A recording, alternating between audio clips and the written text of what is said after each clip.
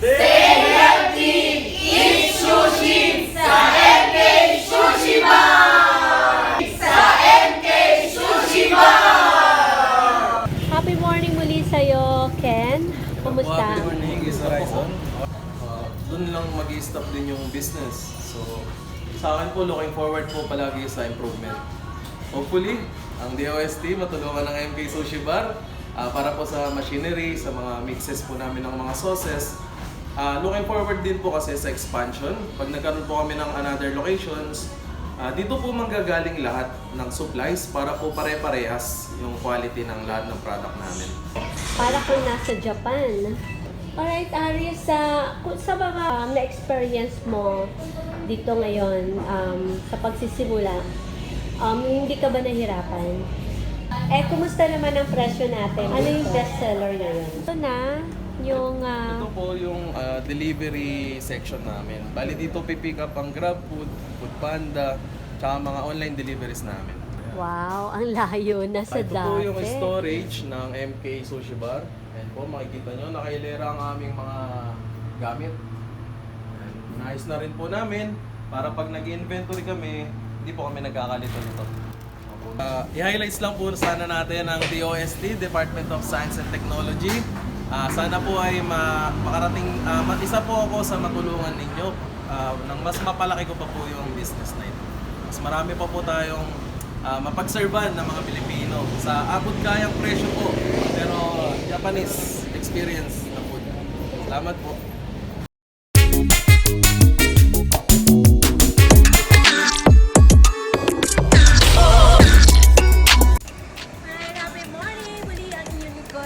Si Dr. Renata. Yes. Happy Morning Show! Lagi kayong makinig. Nandun tayo lahat sa Happy Morning Show. Happy morning para sa ating HMS in action. Mala Superman mula noon hanggang ngayon. Dahil action agad kapag pag-serbisyong publiko, etong ating Provincial Director na si Engineer Fernando E. Ablasa sa kanyang pamunuan sa opisina ng Department of Science and Technology ng Philippine Science Technology Office na hindi na po center na dyan sa Rizal, sa Antipolo. Kaya dumulog dito si Mr. Ken Aris Domingo na dating OFW, ngayon po ay pag-aari ng MK Sushi Bar na kung saan talaga dinudumog na ito at nagkaroon siya ng napakagandang problema kaya kailangan niya ng assistance mula sa DOST. Ang Mala Superman ng Department of Science and Technology at kung papaano nila aksyonan yung pagdulog ni Mr. Ken Ares at kasama nga natin ang buong team ng HMS and Action. Alright, happy morning! Muli ang inyong likod, Miss Horizon Chaser. At naman po tayo sa MK Sushi Bar para po alamin natin yung bagong bukas nila na Tatami area. Yan. So, kaya huwag na tayo pumunta sa Japan. Lamang po yan sa Taytay Rizal. Alam niyo po ba kung saan? Sa Changi lang naman po. Kaya alam natin yan. So, isipin mo, nandito na tayo sa area na ito na akala mo na sa Japan, sa Changi lang pala. Kaya huwag na po kayong pumunta pa sa ibang lugar. Kaya puntahan niyo po dito yan. At talagang napakasarap na mga pagkain. Parang totoong mga pagkain pang Japan. Nihon, ika nga. So, abot kayang halaga pa ito. Kaya, alright, so, subukan po natin. Talagang oishi. O, diba? So, Japan na Japan po tayo. Kahit narito po tayo sa Taytay Rizal. Dito sa Changi, sa second floor lamang po ito. Kaya napakadali na natin. At talagang may pagmamalaki din natin yan. Dahil sa... Alright, so meron po tayo nakuha na ma-interview na suking-suki po ng MK Sushi Bar mula pa po ng panahon ng pandemic at talagang binabalik-balikan nito ni Jordan Season. So, ayan. So, hindi na siya magkanda-uga kung paano niya masabi yung kanyang mga karanasan sa laging pag-order dito sa MK Sushi Bar. Hindi nyo na kailangan pumunta ng Japan kasi dito sa MK Sushi Bar, para ka rin nakapunta ng Japan. Yung presyo up tayo. And higit sa lahat, talagang ito po ay dapat suportahan ng ating gobyerno, ng Department of Science and Technology dahil po lumalaki na rin po delivery section namin. Bali dito pipick up ang GrabFood, Foodpanda, tsaka mga online deliveries namin.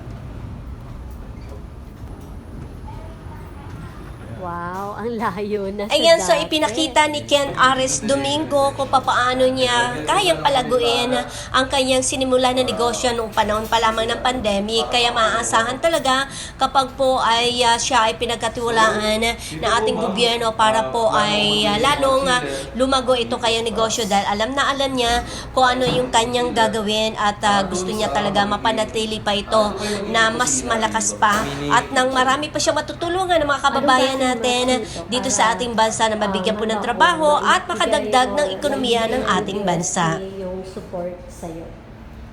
Kailangan ko po ma'am dito yung mga mixer na machine tsaka mga chiller. Sa mixer po kasi, para po hindi na manual haluin ng mga chef yung mga sauces, yung paggawa po ng mga preparation namin.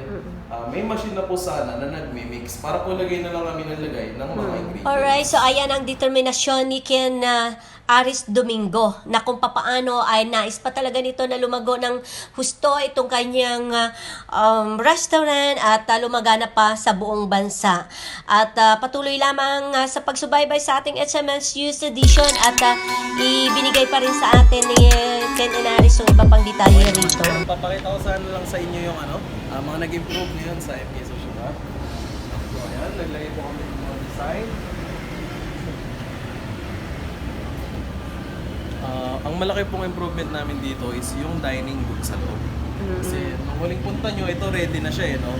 So, nilagyan na lang namin siya ng mga Japanese parol. So, ayan po, pasok tayo sa loob. So, pwede na rin kumain. May table pa, extra table. Dito, pwede naman po. Kaya lang kasi pagka dito, tapos may dumadaan dun sa hagdan, parang yung alikabok na kaya hindi po namin ina-advise. Dito po talaga. So, ayan po. Ma'am, ready na po ang aming dining area sa loob. Wow. Ready na po ang Ang layo tatami. na sa dati. Ito na, para kang nasa Japan.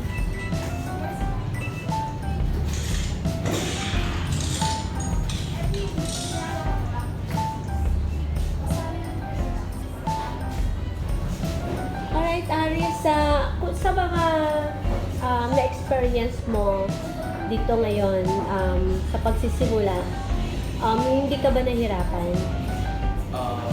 Nahirapan po ma'am, pero ayun po, kaya tinuloy-tuloy ko lang kahit gaano kahirap yun.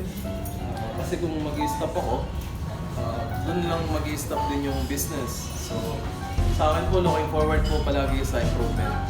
Hopefully, ang DOST matulungan ng MK Sushi Bar para po sa machinery, sa mga mixes po namin ng mga sauces.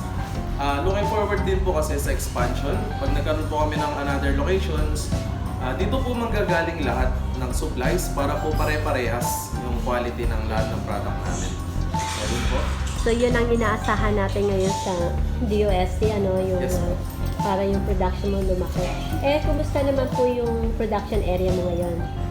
Sa ngayon po, okay naman kami dito, pero meron po dun sa kabila. Yung tiningnan natin dati, Yes po. no? Malaki na rin po ang nag-improve sa kanya ngayon. Oh, yan. So, titingnan din natin yun. Yun po, Miss Horizon. Ito po, kahit nandito lang kami sa Changi area, may experience po ng aming mga customer na parang nasa Japan talaga sila, Japanese style po. Ito po namin tatanggal po sila ng sapatos. Ayan.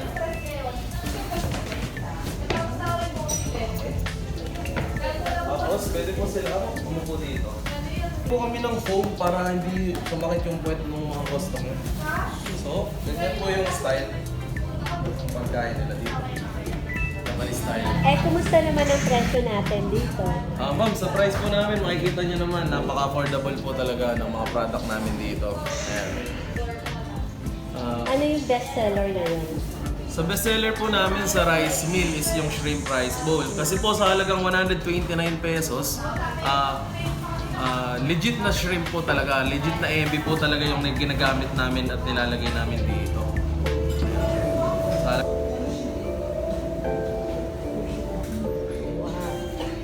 na. Alright, so tikman natin itong mukhang fresh na salad na roll. Tignan natin.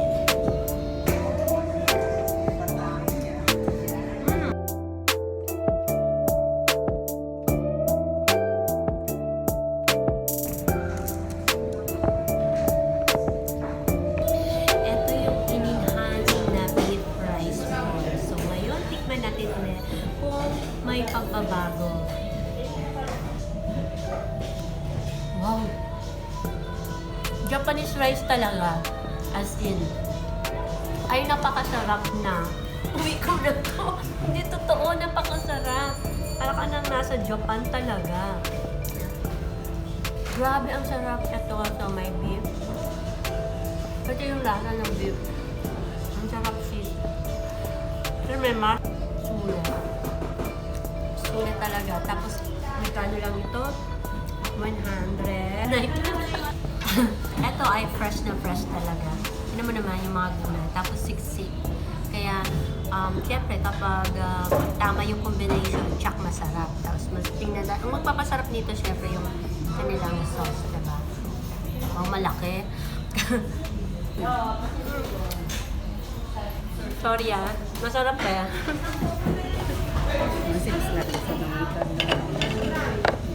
Salmon bell aburi.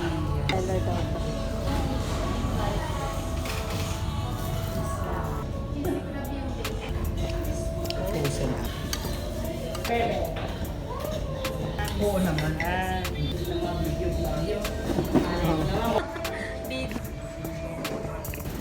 Ayun po, inanayahan ko po ang lahat na ma-experience po ang Japanese style na dining sa amin. MK Sushi Bar, dito po sa Taytay Rizal.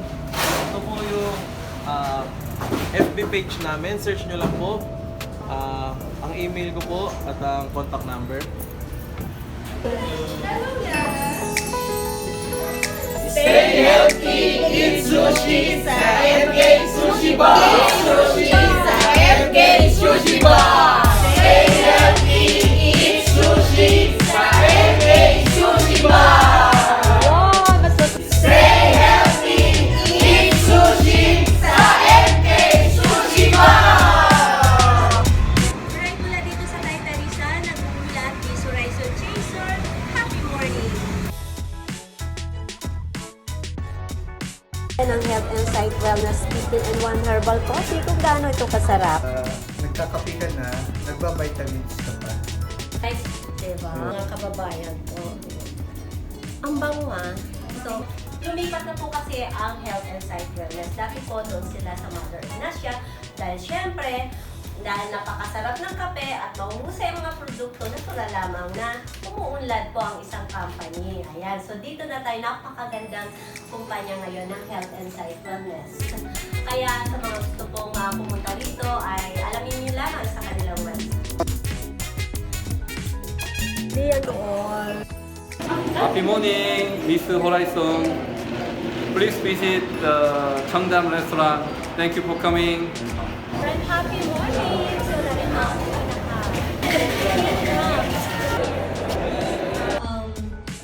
kung sakali na implement ko ito, sino-sino po talaga ang dapat maging partner? Ito yung maaasahan natin sa taong 2023 pa para sa pagsulong ng mga